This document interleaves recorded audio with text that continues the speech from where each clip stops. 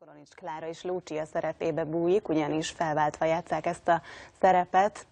Miről szól pontosan ez a darab, illetve Lucia milyen karakter? Hát Lucia tulajdonképpen, bár nem egy modern kori hősnő, de a problémái azok teljesen modernek. Ez egy testvérpárról szól tulajdonképpen, akik árvaságra jutottak, és a báty, a családfő és Lucia tulajdonképpen egy hatalmi és politikai játszma főszereplőjévé válik. Van egy szerelme az ellenséges családból, akivel titokban el is jegyzik egymást. Kicsit ilyen Rómeó és Júlia történet? Igen, tulajdonképpen nagyon hasonló.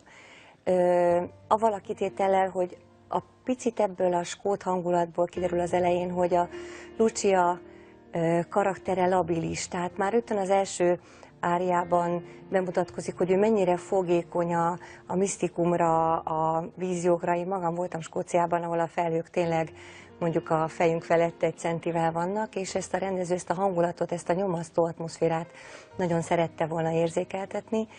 És ugye van a szerelme, a testvére és egy nevelője, de mindegyik tulajdonképpen azt mondja, hogy én jót akarok neked, de úgy, ahogy én gondolom. És ez a 3-as nyomás, aztán egy erőltetett esküvő betorkollik, ahol belép egy 4. férfi, aki politikai okokból hozzákényszerítik Luciához, és aztán a nász éjszakán ez egy gyilkosságba torkolik. Magát a gyilkosságot nem látjuk nyílt színen, csak a következményét, hogy ez a fiatal és szerelemre vágyó nő tulajdonképpen a lelki egyensúlya teljesen megbomlik, és ebben az olvasatban, amit most kínálunk a nézőknek, az látszik, az a szomorú, hogy ő az őrületben lesz szabad és boldog. Az, ami tulajdonképpen a valós életben nem adatott meg neki.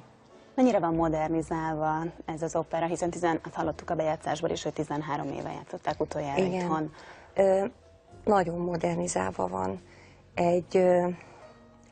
Tulajdonképpen leválasztanám a színpadnak a megjelenését, az is egy nagyon modern látványvilága jelmezek, egy kicsit a Trónok harcához szereplőinek az öltözékéhez hasonlít, és egy nagyon puritán díszletjelzés van tulajdonképpen, ami, hogyha fogékony egy néző rá, akkor ráirányítja a figyelmet az emberi játszmákra.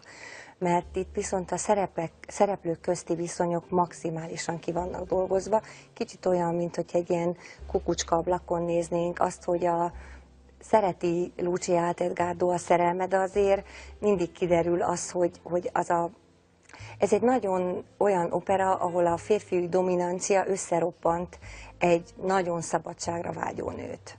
Tehát tulajdonképpen mindegyik figura, egója az óriási, és én itt, mint Lucia, alul maradok, és tulajdonképpen azt választom, hogy nem akarok a realitásban élni.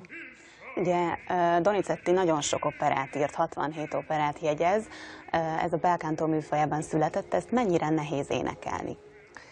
Én most már jó magam olyan 6-7 éve szinte kizárólag ezt a műfajt művelem, éneklek Mozartot is, és nagyon ritkán egyéb kompozíciót, de tulajdonképpen a bel canto műfaján belül maradva, úgyhogy nekem most már tulajdonképpen ez anyanyelvi szinten megy. Úgy érzem, ez egy nagyon, amit az Erika említett, hogy az ősváltozat jelentősen más, mint amit megszoktunk.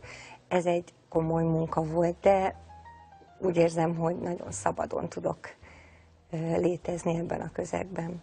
Jut még idő másra is? Most itt a téli időszakban lesz más? Hát ez egy nagyon erős ősz volt, és tulajdonképpen az egész 16-os év a legmunkával telibb éven volt a pályán, és most nem lesz pihenés utána sem, mert az év végén még a színházban Don Giovannik és Denevér előadások várnak a meglévő Lucia előadásokon kívül.